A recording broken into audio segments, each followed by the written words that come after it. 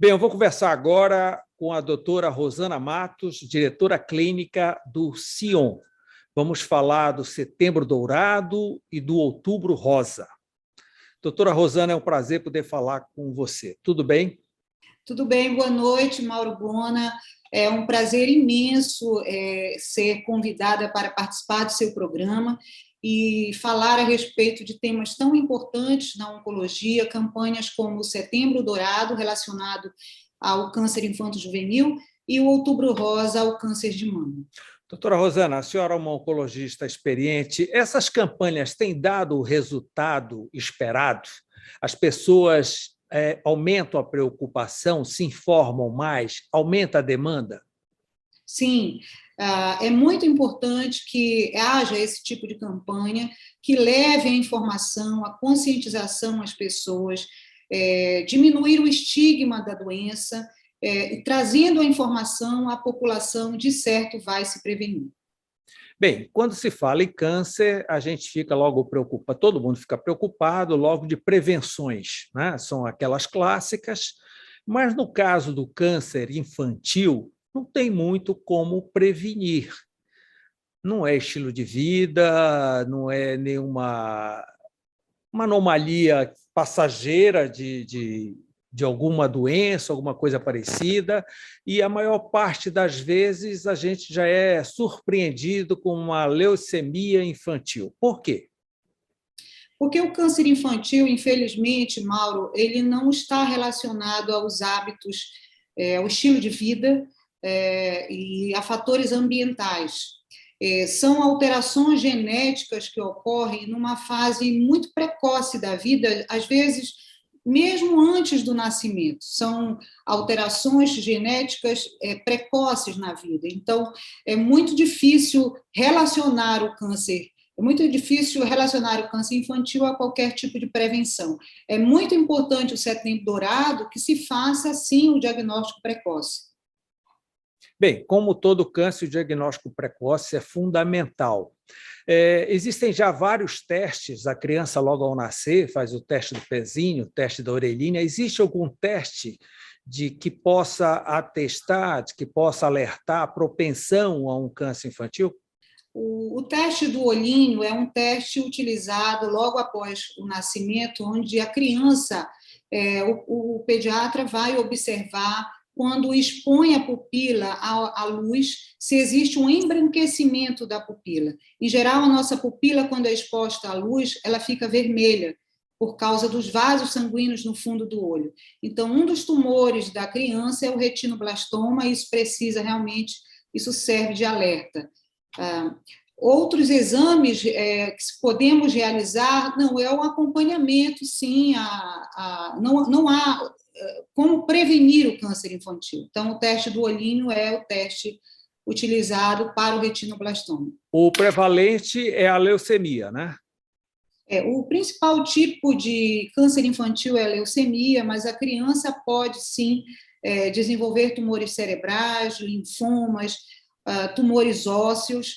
Então, é muito importante que os pais observem os principais sinais e sintomas da doença, né, e, ao menor sinal de alerta, procure o pediatra. Bem, procurar o pediatra me lembra logo de falar que o Sion é o único serviço privado em Belém a atender o câncer infanto-juvenil, não é isso, doutora?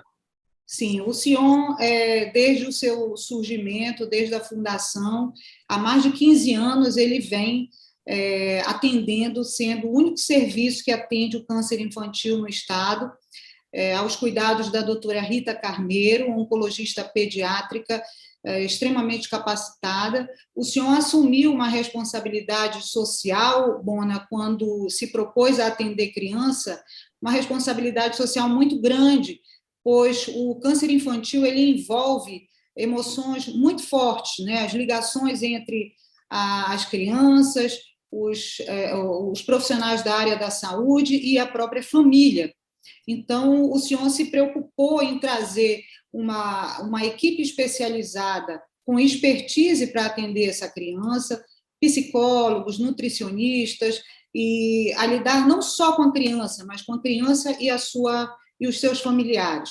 É um momento muito difícil da vida, né, onde há uma mudança da rotina diária dessa criança, ela deixa de ir para a escola, deixa de ter o convívio com os colegas e ainda vai ter que enfrentar os efeitos colaterais decorrentes do tratamento. Isso gera um adoecimento psicológico de toda uma família. E a criança normalmente precisa ser logo internada. Fica difícil a medicação ambulatorial, não é isso? Não, depende do tipo de tumor, depende da proposta que o oncologista pediátrico fará, se o protocolo é de alta dose ou não. Enfim, a maioria dos procedimentos de quimioterapia são realizados em regime ambulatorial. O senhor dispõe de salas individuais que recebem tanto a criança quanto os seus pais, para que eles possam estar ali dando a confiança e segurança a essa criança no momento da infusão da quimioterapia, e salas coletivas. Mas nós damos preferência para o atendimento em salas individuais da criança. Embora pareça que a criança seja importante também emocionalmente para a criança, ver outras crianças na situação dela. É muito importante que a criança trate onde existam outras crianças tratando, para que ela não se sinta diferente. A criança fica mais abalada do que o adulto, mas, em compensação, a cura é mais rápida, né? E um índice de cura bem elevado. Como eu falei anteriormente, como as alterações no DNA das células do tumor infantil ocorrem precocemente, elas também estão muito relacionadas com células indiferenciadas, que são células de crescimento rápido. Em geral, esses tumores têm uma boa resposta à quimioterapia, a criança acaba lidando melhor com o tratamento, até porque o seu organismo não tem as comorbidades, as doenças que o adulto tem, né? E, além disso, é claro, ela está ainda passando por uma fase, seu organismo em desenvolvimento, e pode, sim, sofrer com efeitos colaterais, mas ela acaba lidando melhor do que o adulto, sim. Mas principalmente se tem uma equipe... Pode falar. Principalmente se tem uma equipe com expertise para atender criança. Mas chega a 100% de cura, doutora? O Instituto Nacional do Câncer, ele estimou para o período de 2020 a 2022, quase que 8.000 casos novos de câncer infantil. 70% desses casos de câncer, eles podem sim ser curados se diagnosticados numa fase inicial. Como não existe possibilidade de prevenção, e sim de detecção precoce, a detecção precoce ela é o nosso principal objetivo na campanha Setembro Dourado, iniciar imediatamente o tratamento, seja por meio de quimioterapia, cirurgia, radioterapia.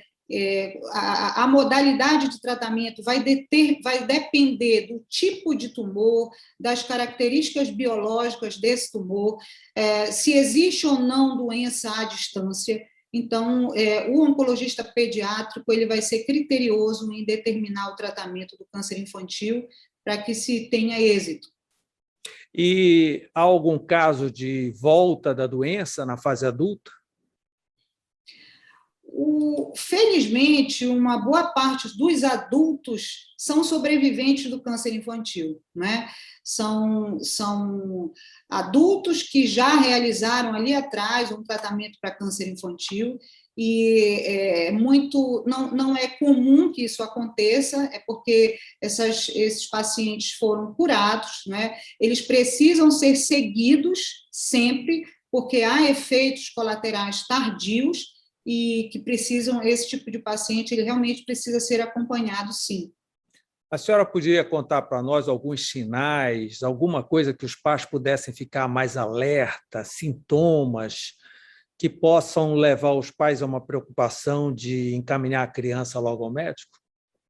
Sim, os principais sinais e sintomas do câncer são a perda de peso, aquela perda de peso sem causa aparente, as dores ósseas, o sangramento, é aquele paciente que está com alguma dificuldade, aquela criança de segurar um objeto, o vômito. Então, são sintomas inespecíficos, sintomas que estão relacionados às doenças comuns na infância, mas que é importante que o pai e a mãe estejam alertas e que acreditem nas queixas da criança, né? A criança não inventa sintomas, e assim procurar o médico, porque o médico vai ter esse olhar de pesquisa e diagnóstico precoce, sim. Tem uma idade prevalente para acontecer? São tumores que ocorrem muito, varia muito. Alguns acontecem numa faixa etária de 2 a 3 anos, outros, como o osteosarcoma, é um tumor mais característico do adolescente. Então, isso varia muito do tipo de tumor. Todas essas especialidades estão disponíveis no Sion? Sim, sim. Todas as especialidades. A oncologia pediátrica, como lhe falei, há mais de 15 anos já vem lidando, a gente já é o único serviço de tratamento para o câncer infantil. Aqui passam em acompanhamento e segmento 50 crianças, fazendo o acompanhamento, o segmento desse tipo de doença, e o que importa é que realmente essa criança chegue até o oncologista pediátrico, chegue até nós, numa fase inicial, para que ela possa ser curada. Daí a importância dessas divulgações no mês de setembro, e é uma campanha que tem trazido resultados, porque vem diminuindo a mortalidade pela doença. Doutora, esse tratamento demanda quanto tempo em média? Eu sei que cada caso é um caso, mas existe uma média.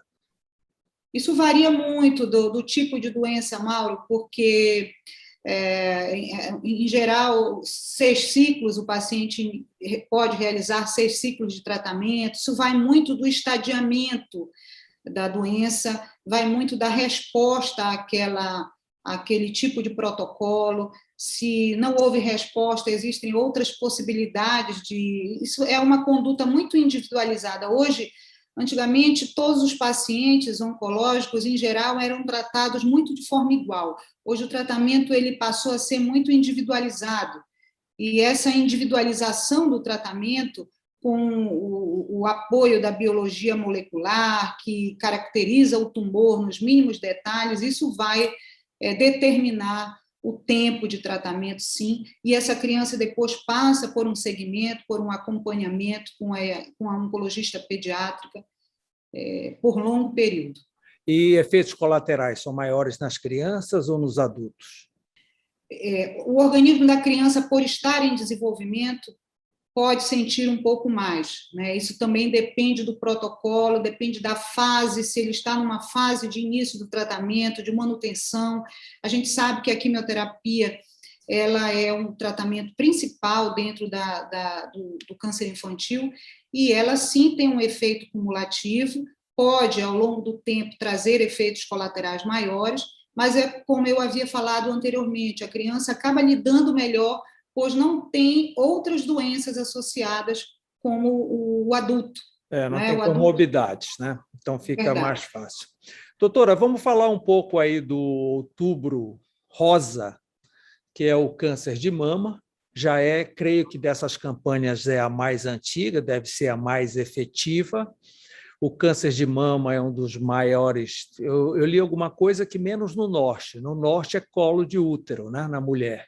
Exatamente. Mas, em nível geral, o câncer de mama é o principal a acometer as mulheres, não é isso? É verdade. O câncer de mama ele é o câncer mais frequente, Bona, entre as mulheres no mundo inteiro, excluindo o câncer de pele não melanoma. Ele tem uma incidência alta nos países desenvolvidos. Isso vem aumentando também nos países em desenvolvimento, como o Brasil. Né? Mas é estilo de vida. Estilo de vida. a industrialização, a urbanização, o estilo de vida adotado pelas mulheres, a diminuição da natalidade, o envelhecimento populacional. A mulher hoje já tem menos filhos, passa a ter filhos numa idade mais avançada. No Brasil, ele é o mais incidente em todas as regiões, com exceção da região norte, onde o câncer de colo uterino tem o seu destaque. Segundo o Instituto Nacional do Câncer, foram estimados cerca de 67 mil casos novos de câncer de mama por ano no período de 2020 a 2022. Então, isso é um fator muito importante, e a campanha precisa alertar a população a respeito da prevenção, né? Então, a prevenção, ela deve ser a prevenção primária, a prevenção que está relacionada à diminuição desses fatores de risco, a eliminação do fator de risco. A mulher precisa saber quais são os fatores que aumentam o risco de desenvolver câncer, a detecção precoce do câncer de mama. A mulher que procura o seu ginecologista e mastologista, ela vai saber se ela tem uma lesão precursora, e o objetivo dessa campanha é esse, é o rastreamento, a detecção precoce e a prevenção primária. Tem um fator hereditário muito forte no câncer de mama, né? Sim. A senhora recomenda o mapeamento genético daquela mulher cuja mãe ou irmã tenha sido acometida? Sim. O principal, Bona, fator de risco, na verdade, é o próprio sexo feminino, né? A mulher, só o fato de ser mulher, ela tem 100 vezes o risco maior de ter câncer de mama. E a idade... Do que um homem, que normalmente as pessoas Exato. não sabem que o homem pode ser acometido também de câncer de mama, né? Mas Exatamente. é irrisório o percentual. É verdade. E um dos fatores de risco, como você comentou, sim, o histórico familiar. O histórico familiar, quanto maior o número de familiares de primeiro grau com câncer de mama nesta família, maior, sim, a chance de desenvolver. A mulher pode ter até 5 vezes mais, um risco maior de 5 vezes de desenvolver a doença. É interessante que nesse rastreamento que é feito, onde a mulher procura o mastologista, o ginecologista, que ela faça, que seja identificada a paciente de risco, a paciente de alto risco para desenvolver câncer de mama. E exatamente aquela que tem um histórico familiar significativo, ela passa pela consulta com um geneticista, o geneticista solicita o sequenciamento do DNA, que é a pesquisa de mutação de BRCA1, BRCA2. Esses genes, eles estão relacionados com o aumento do risco de câncer de mama extraordinário. BRCA1, por exemplo, aumenta o risco, quando a mulher tem mutação de BRCA1, aumenta o risco em torno de 44% a 68%. E em BRCA2, de 30% a 40%. Então, é importante identificar essa mulher para que ela possa seguir um rastreamento específico, possa realizar a mamografia, realmente ter um controle, e o exame clínico das mamas, com o seu mastologista ou seu ginecologista. E vale ressaltar também, Bona, que ela deve, os familiares dessa mulher, eles devem procurar, sim, realizar o rastreio 10 anos antes do diagnóstico mais precoce de câncer de mama na família. Qual a relação que existe entre a amamentação ou a ausência dela com o câncer de mama? A amamentação, principalmente quando realizada por mais de 6 meses, ela exerce, sim, um fator protetor, porque durante a amamentação, os níveis de hormônios que ajudam a formar o tumor de mama, eles estão baixos durante a amamentação. A gente sabe que 2/3 dos cânceres de mama estão relacionados ao hormônio estradiol. Então, os níveis desse hormônio na amamentação ficam baixos, e isso diminui o risco de câncer de mama. O outro fator é exatamente a renovação celular. O ato de amamentar traz uma renovação dessas células que poderiam ter mutações genéticas no seu DNA.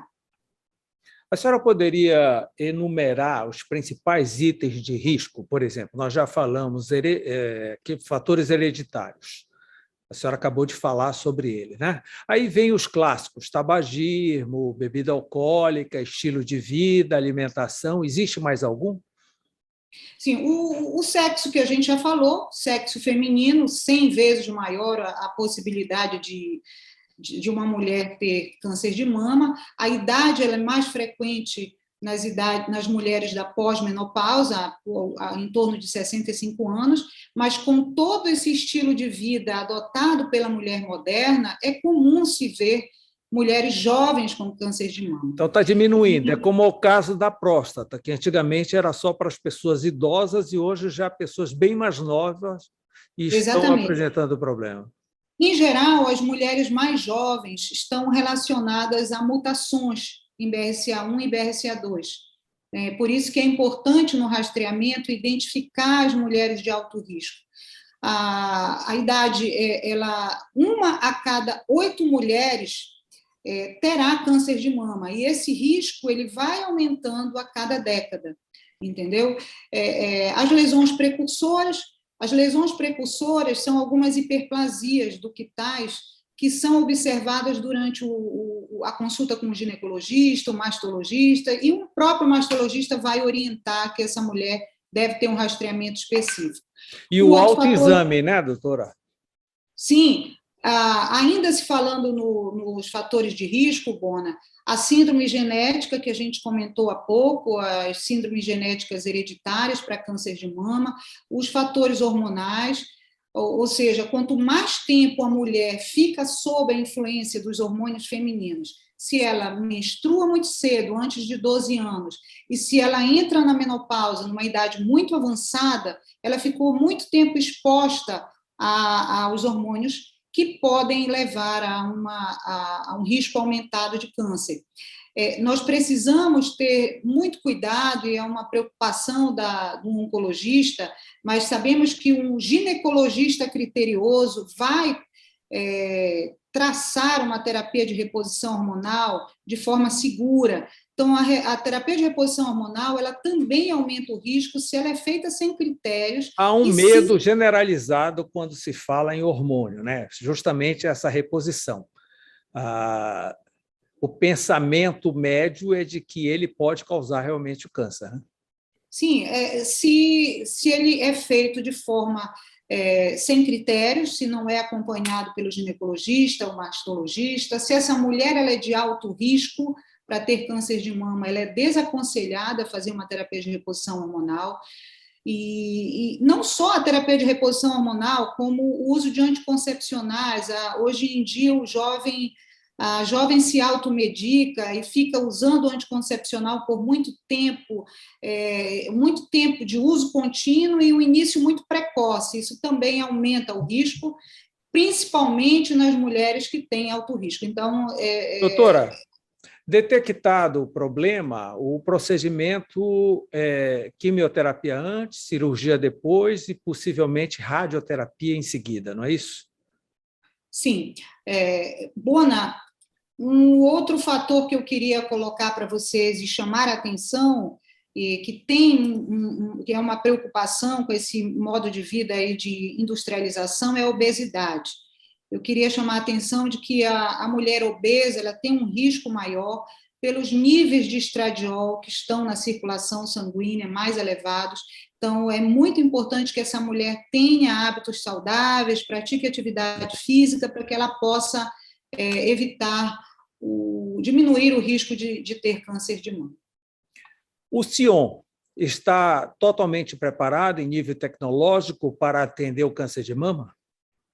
Sim, o senhor já tem uma expertise em tratamento oncológico desde 2003, desde a sua fundação, onde o foco sempre foi a quimioterapia, e o tratamento do câncer, principalmente o câncer de mama, é uma doença heterogênea, uma doença com inúmeras subclassificações, e é uma doença onde se analisa uma série de fatores antes de indicar o tratamento. Né? O tamanho do tumor, se a doença ela é uma doença localizada, se a axila foi comprometida, se existe doença à distância. Então, é muito importante o paciente que chega a um oncologista, ele seja estadiado, ele seja avaliado, para Doutora, que...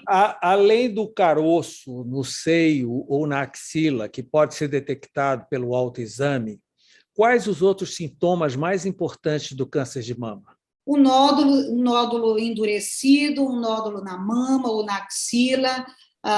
Observa-se também um dos outros sinais e sintomas, a descarga papilar, que é a eliminação de uma secreção pelo mamilo, que pode ser unilateral. A paciente ela pode se apresentar com um rubor nessa mama, ela pode ter um edema dessa pele e chegar até o médico com uma doença até localmente avançada, se não a doença se não for detectada de forma precoce. Doutora Rosana, quando é que o Sion se transforma de clínica para um hospital geral? O senhor já tem a expertise na quimioterapia e investiu recentemente num parque radiológico de ponta, com o intuito de fazer o diagnóstico precoce e o rastreamento dessas mulheres.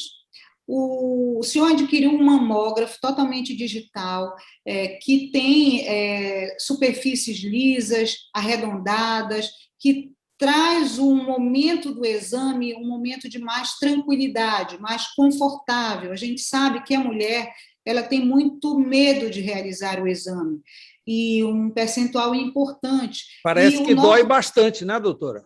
Exatamente. Então, o mamógrafo ele tem um dispositivo que controla a dor, o nível de dor, e a paciente realmente se sente mais segura. O nosso mamógrafo totalmente digital, ele tem um dispositivo ele tem um dispositivo da tomossíntese, e que é exatamente utilizado para diminuir as reconvocações dessa mulher para um complemento. Então, ele expõe a uma radiação ionizante muito mais baixa e acaba visualizando melhor as imagens nodulares. Então, é uma tecnologia de ponta. O senhor também adquiriu um ultrassom. Nós temos alguns aparelhos de ultrassom com Doppler colorido, e ele é muito utilizado na mulher jovem, na mulher abaixo dos 30 anos. É o exame de escolha para a mulher jovem, porque as mamas são densas, e ele tem também um recurso da elastografia. É um recurso que permite fazer a diferença entre um nódulo rígido e um nódulo de consistência mais macia. E isso é o diferencial entre um nódulo benigno e um nódulo maligno. A elastografia ela vem sendo muito utilizada, inclusive em doenças hepáticas, em doenças da tireoide, mas também vem sendo trabalhada no câncer de mama. A nossa ressonância ela é uma ressonância de 16 canais, 1,5 Tesla, e é uma ressonância dentro de uma sala antifobia, uma sala que tem painéis com imagens da natureza, que procura trazer a mulher num ambiente mais aconchegante, onde ela possa realizar esse exame sem tanto estresse. E com todos esses investimentos, em quanto tempo, o que é que falta para o Sion se transformar no hospital geral? Em breve, o Sion caminha realmente para uma inauguração, né? A gente espera que neste ano seja possível inaugurar, virar essa chave, sim. A nossa preocupação é que o Sion nasça e com uma ideia de um hospital boutique, né? Um hospital que traga humanização no seu atendimento, humanização nas pessoas. Esse vai ser o nosso diferencial.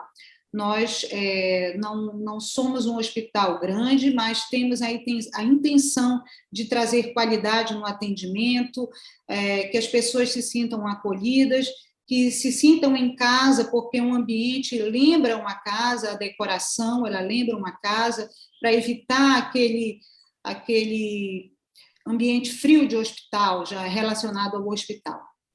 Doutora Rosana Matos, diretora clínica do Sion, Muito obrigado por essa entrevista, parabéns por esse trabalho, por todo esse investimento e sucesso aí no Hospital Geral e nas campanhas do Setembro Dourado e do Outubro Rosa. Muito obrigado. Eu que agradeço, Mauro, e queria aqui deixar um recado importante do quanto essas campanhas vêm reduzindo a mortalidade por câncer de mama e o próprio câncer infantil, o alerta que deve ficar para toda mulher de procurar o seu ginecologista, o mastologista, a fim de realizar a mamografia, a fim de fazer esse rastreamento. Bona, somente o fato de ela procurar realizar o rastreamento reduz a mortalidade em 30% por câncer de mama, numa faixa etária de 40 a 69 anos. Então, é muito importante, sim, que ela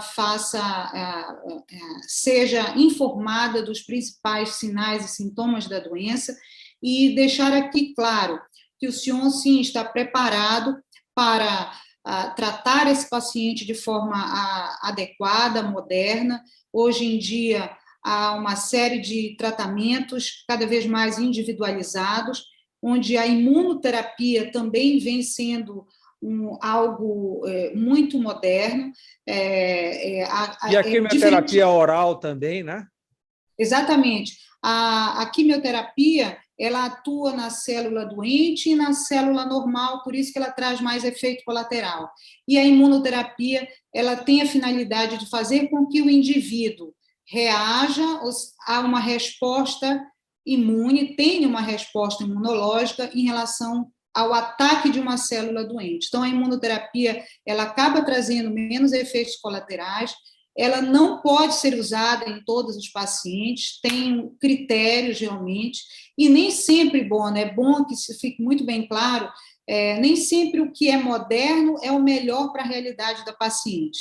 Né? É muito importante que cada haja caso critério. É um caso. Na medicina não pode ter circular, cada caso é um caso. É verdade, é interessante que o oncologista seja muito criterioso em avaliar essa paciente, estadiá-la, para que o tratamento possa ser individualizado e que tenha êxito. Doutora Rosana, muito obrigado e boa noite. Muito obrigada, Bona. Boa noite, eu que agradeço. Bem, logo depois do intervalo tem Fafá de Belém para você e a Varanda de Nazaré.